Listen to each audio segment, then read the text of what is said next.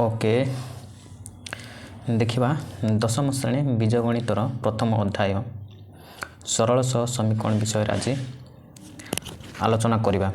तो प्रथमे बुझिबा सरल सह समीकरण माने कौन। सरल सह समीकरण माने कौन बुझो। प्रथमे सरल सह समीकरण माने कौन बुझो। तो एठारे आमे सरल सह समीकरण माने बुझिबा दुई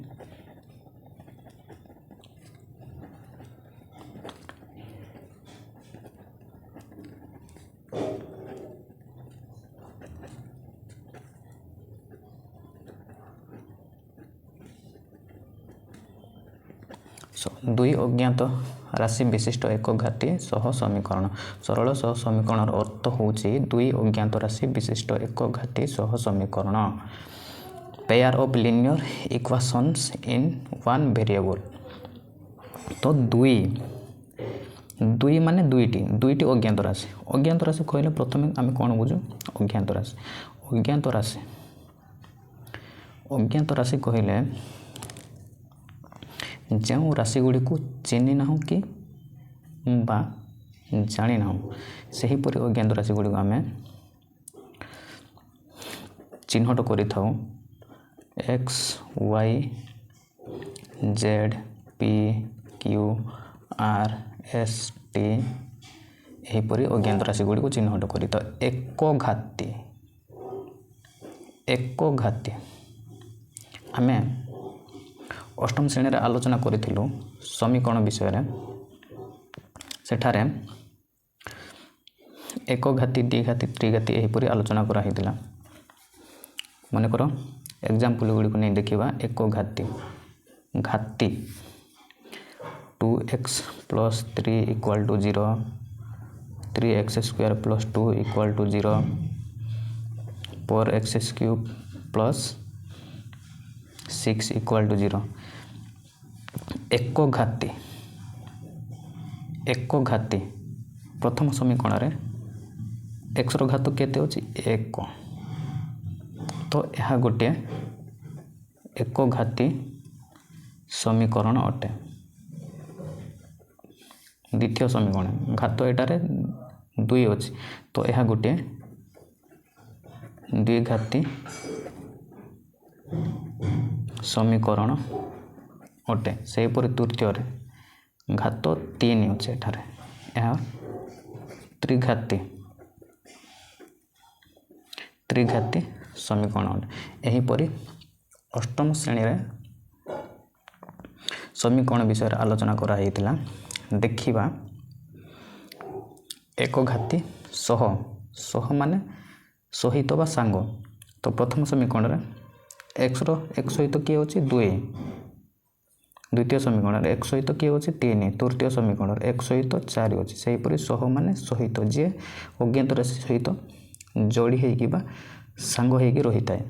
एक घाती सह समीकरण दुईटी अज्ञात राशि रहिथिबो एक घाती सह समीकरण। सरल सह समीकरण अर्थ होची दुई अज्ञात राशि विशिष्ट एक घाती सह समीकरण।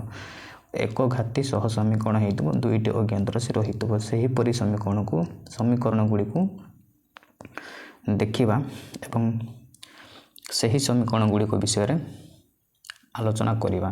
तो एही अज्ञात राशि गुडी को मूल्य मध्य निरूपण करिबा। तो सरल सह समीकरण साधारण रूप कौन।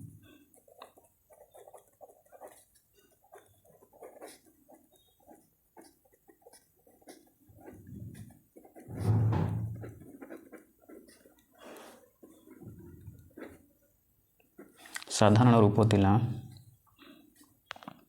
ax + b = 0 जेते बेले a ≠ = 0 होउथिबो।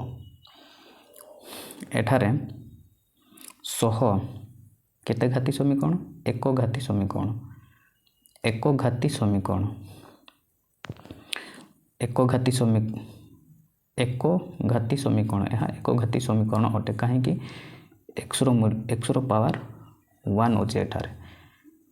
ଏକ ଅଜ୍ଞାତ ରାଶି ବିଶିଷ୍ଟ ଏକଘାତୀ ସମୀକରଣ। ଏକ ଅଜ୍ଞାତ ରାଶି, ଏଠାରେ କେତୋଟି ଅଜ୍ଞାତ ରାଶି ଅଛି? ଗୋଟିଏ ମାତ୍ର ଅଜ୍ଞାତ ରାଶି ଅଛି। ଗୋଟିଏ ଅଜ୍ଞାତ ରାଶି ଅଛି ଏଠାରେ। ତ ଏକଘାତୀ ସମୀକରଣ ସେହିପରି ଏକ ସହିତ କିଏ ଅଛି? ଏ କୁ xର ସହଗ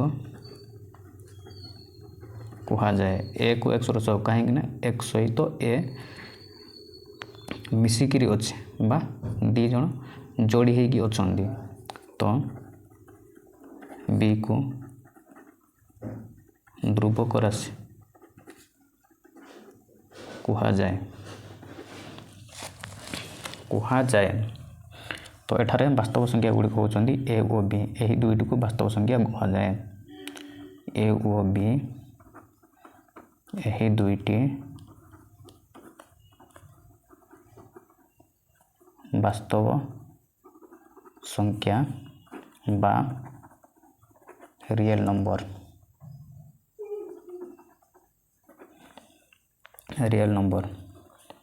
ତ ଏବେ ଦେଖିବା, ଆଲୋଚନା କରିବା ଦୁଇ ଅଜ୍ଞାତ ରାଶି ବିଶିଷ୍ଟ ଏକଘାତୀ ସହ ସମୀକରଣର ସାଧାରଣ ରୂପ। ଦୁଇଟି ଅଜ୍ଞାତ ରାଶି ରହିଥିବ, ସେହି ସମୀକରଣ ଏକଘାତୀ ସମୀକରଣ ହେଇଥିବ। ସେହି ସମୀକରଣର ସାଧାରଣ ରୂପ ଦେଖିବା। ମନେକର ଦୁଇ ଅଜ୍ଞାତ ରାଶି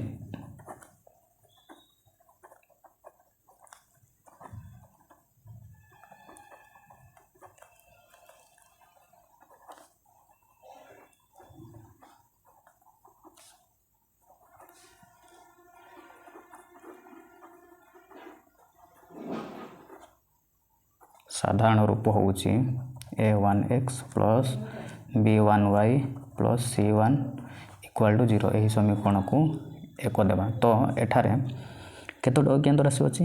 ଦୁଇଟି ଅଜ୍ଞାତ ରାଶି, x ଗୋଟେ y ଗୋଟେ। x ଓ y ଦୁଇଟି ଅଜ୍ଞାତ ରାଶି।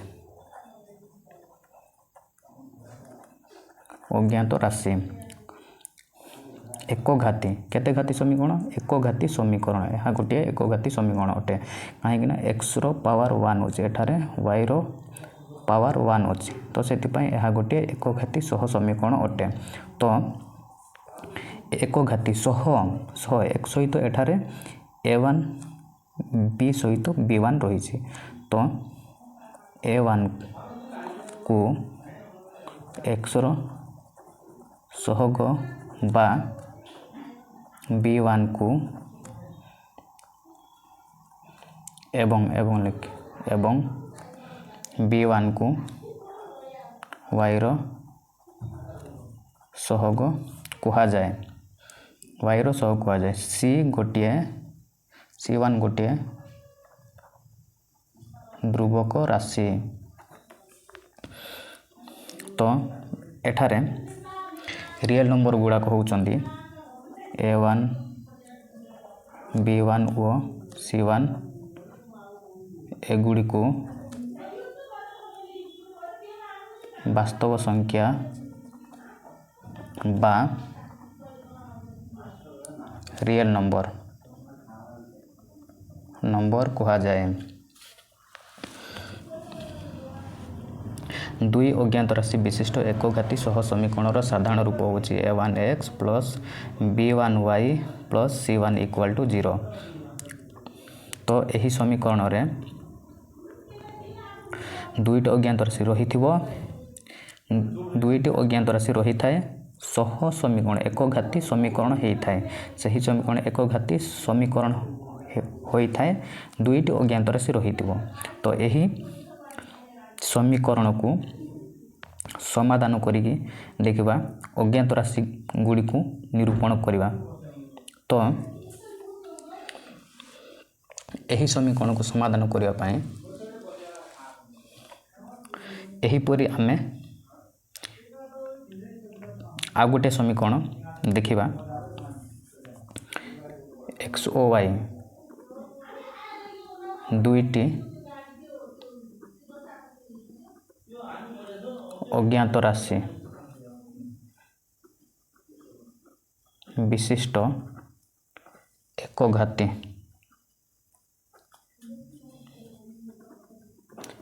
सह समीकरण एक को समाधान करिबा पाए आमको आउ गोटे समीकरण आवश्यक पड़ी थाए। दुईटी अज्ञात राशि एक घाती सह समीकरण एक को समाधान करने यह समीकरण वन सेपरी आउ गोटे समीकरण आमको आवश्यक पड़ता है। सही समीकरण को देखा a2x plus b2y plus c2 equal to 0 यह समीकरण 2 अटे। तो एठारे समीकरण एक देखी सेहीपरि दुईट अज्ञात राशि रही एक्स सहग a2 y सहग b2 c गोटे ध्रुवक राशि वास्तव संख्या a2 b2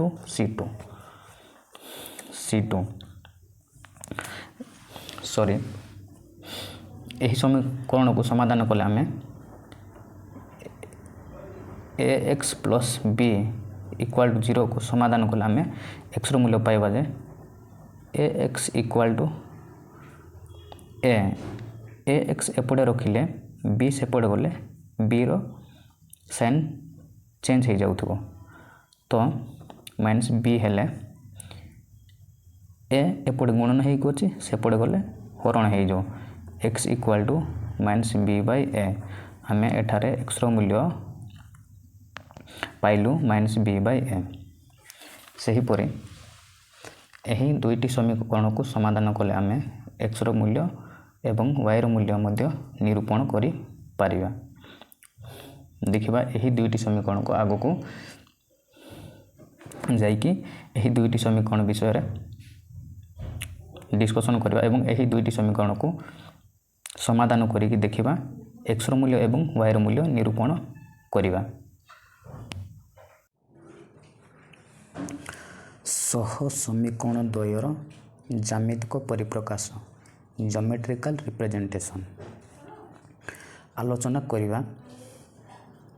एही सह समीकरण द्वयर ज्यामितिक परिप्रकाश रे आमे एक घाती सह समीकरण को नहीं दुईटी समीकरण को नहीं आलोचना करिबा।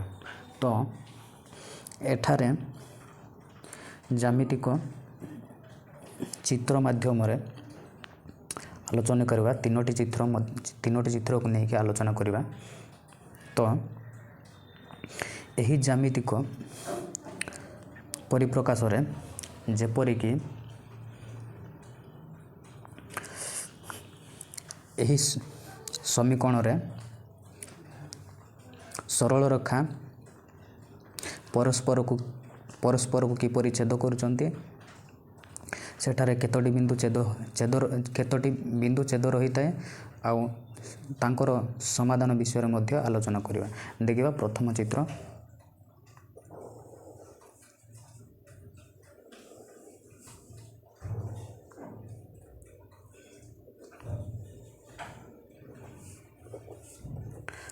चित्र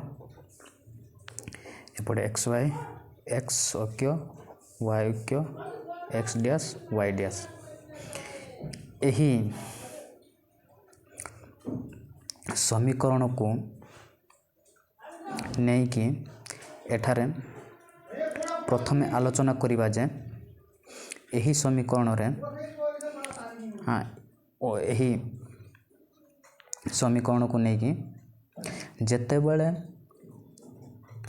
सरल रेखा दुईटी परस्पर को छेद करुथिबे ସେତେବେଳେ ଛେଦବିନ୍ଦୁ ଗୋଟିଏ ରହୁଥିବ। ଯେତେବେଳେ ସରଳ ରେଖା ଦୁଇଟି ପରସ୍ପରକୁ ଛେଦ କରୁଥିବେ ଛେଦବିନ୍ଦୁ ଗୋଟିଏ ରହୁଥିବ। ଯେତେବେଳେ ମୁଁ ଲେଖିଦେଉଛି, ଯେତେବେଳେ ସରଳ ରେଖା ଦୁଇଟି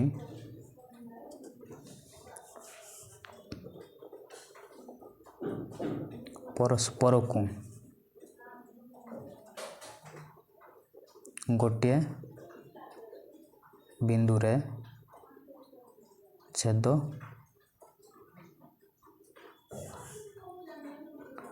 କରୁଥିବେ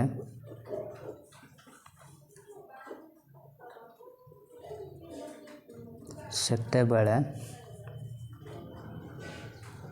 ଗୋଟିଏ ଛେଦ ବିନ୍ଦୁ ରହିଥାଏ। ଯେତେବେଳେ ସରଳ ରେଖା ଦୁଇଟି ପରସ୍ପରକୁ ଗୋଟିଏ ବିନ୍ଦୁରେ ଛେଦ କରିଦେବେ, ଏଇ ବିନ୍ଦୁଟି ପି ବିନ୍ଦୁ ଦେଇଦେବା। ସରଳ ରେଖା ଦୁଇଟି ପରସ୍ପରକୁ ଗୋଟିଏ ବିନ୍ଦୁରେ ଛେଦ କରିଦେବେ ସେତେବେଳେ ଗୋଟିଏ ଛେଦବିନ୍ଦୁ ରହିଥାଏ। ଗୋଟିଏ ଛେଦବିନ୍ଦୁ ରହିଥାଏ ଏବଂ ଏଠାରେ ସମାଧାନ ଏଠାରେ ଏହି ସରଳ ରେଖା ଦୁଇଟି ଯେତେବେଳେ ଗୋଟିଏ ବିନ୍ଦୁରେ ଛେଦ କରୁଥିବେ ସମାଧାନ ଏଠାରେ ରହୁଥିବ, ଗୋଟିଏ ସମାଧାନ ରହୁଥିବ। ଗୋଟିଏ ସମାଧାନ ରହିଥାଏ। ପ୍ରଥମ ଚିତ୍ରରେ ଦେଖିଲୁ ଯେ ଯେତେବେଳେ ସରଳ ରେଖା ଦୁଇଟି ପରସ୍ପର ଗୋଟିଏ ବିନ୍ଦୁରେ ଛେଦ କରୁଥିବ ଗୋଟିଏ ଛେଦବିନ୍ଦୁ ରହିଥିବ, ସମାଧାନ ଗୋଟିଏ ମାତ୍ର ରହୁଥାଏ। ଏବେ ଦ୍ୱିତୀୟ ଚିତ୍ରକୁ ଦେଖିବା।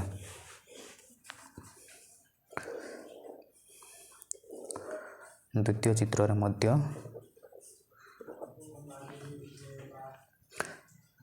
ଏହି ଦ୍ୱିତୀୟ ଚିତ୍ରରେ ସରଳ ରେଖା ଦୁଇଟି ଯେତେବେଳେ ଏକ ଓ ଅଭିନ୍ନ ହେଉଥିବେ, ଏକ ଓ ଅଭିନ୍ନ ମାନେ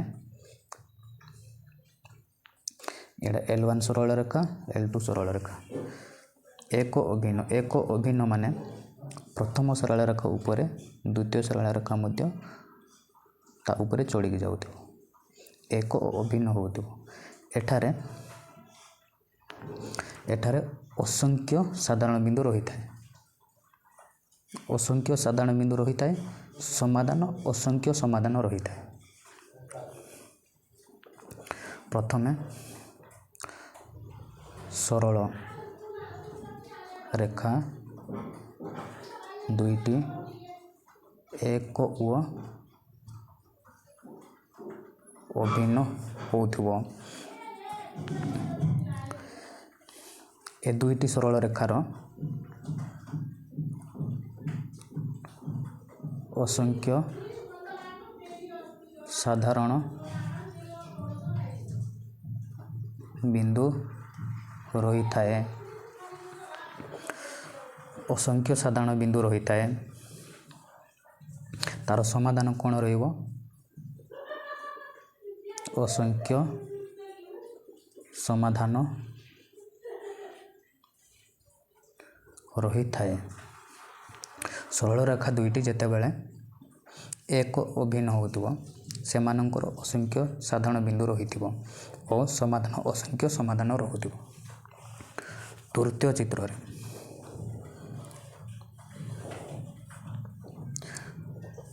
ଚିତ୍ରରେ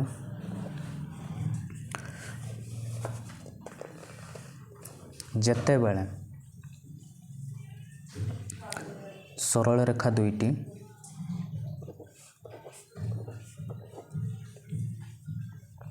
ସମାନ୍ତର ହେଉଥିବେ, ସରଳ ରେଖା ଦୁଇଟି ସମାନ୍ତର ହେଉଥିବେ, ପରସ୍ପରକୁ ଛେଦ କରୁନଥିବେ, ସେତେବେଳେ ସମାଧାନ କ'ଣ ରହିବ? ସମାଧାନ ଅସମ୍ଭବ ହେଉନଥିବ। ସମାଧାନ ସମ୍ଭବ ହେଉନଥିବ। ସରଳ ରେଖା ଦୁଇଟି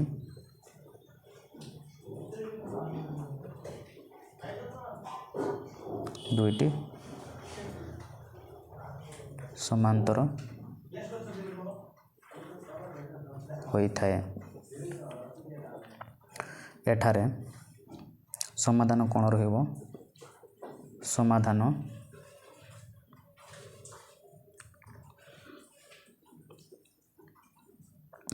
ସମ୍ଭବ ହେଉନଥିବ। ସମ୍ଭବ ନୁହଁ, ସମାଧାନ ସମ୍ଭବ ହେଉନଥିବ।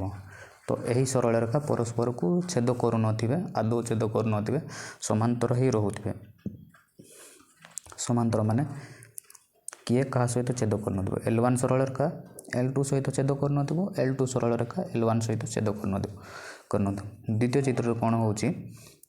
ଦୁଇଟି ସରଳ ରେଖା ଏକ ଅଭିନ୍ନ ହେଉଥିବ। ପ୍ରଥମ ସରଳ ରେଖା ଉପରେ ଦ୍ୱିତୀୟ ସରଳ ରେଖା ଚଢ଼ିକି ଯାଉଥିବ। ପ୍ରଥମ ଚିତ୍ରରେ ଆମେ ଦେଖିଲୁ ଯେ ସରଳ ରେଖା ଦୁଇଟି ପରସ୍ପରକୁ ଛେଦ କରୁଛନ୍ତି। ଏଠାରେ ଗୋଟିଏ ମାତ୍ର ଛେଦବିନ୍ଦୁ ରହୁଛି। ସମାଧାନ ଗୋଟିଏ ହିଁ ଆସୁଥିବ। ଦ୍ୱିତୀୟ ଚିତ୍ରରେ ସରଳ ରେଖା ଦୁଇଟି ଏକ ଅଭିନ୍ନ ହେଉଥିବେ। ଅସଂଖ୍ୟ ସାଧାରଣ ବିନ୍ଦୁ ରହିଥାଏ, ଅସଂଖ୍ୟ ସମାଧାନ ରହିଥାଏ। ଅସଂଖ୍ୟ ସାଧାରଣ ବିନ୍ଦୁ ମାନେ ଏଠି ଛେଦ ହେଉଥିବ, ଏଠି ଛେଦ ହେଉଥିବ, ଏଠି ଛେଦ ହେଉଥିବ, ଏଠି ଛେଦ ହେଉଥିବ, ଏଠି ଯେକୌଣସି ଜାଗାରେ ଛେଦ ହେଉଥିବ, ଅସଂଖ୍ୟ ସାଧାରଣ ବିନ୍ଦୁ ଛେଦ ହେଉଥିବ। ତୃତୀୟ ଚିତ୍ରରେ ସେହିପରି ତୃତୀୟ ଚିତ୍ରରେ ଦୁଇଟି ସରଳ ରେଖା ସମାନ୍ତର ହେଇଯାଉଥିବେ। ସମାଧାନ ସମ୍ଭବ ହେଉନଥିବ। ସମାଧାନ ସମ୍ଭବ ନୁହେଁ। ସହ ସମୀକରଣ ଦ୍ୱୟର ଜ୍ୟାମିତିକ ପରିପ୍ରକାଶରେ ଏହି ତିନୋଟି ଚିତ୍ରକୁ ନେଇ ଆମେ ବୁଝିଲୁ ଯେ ସରଳ ରେଖା ଦୁଇଟି ପରସ୍ପରକୁ ଛେଦ କରୁଛନ୍ତି, ଗୋଟିଏ ବିନ୍ଦୁରେ ଛେଦ କରୁଥିବେ।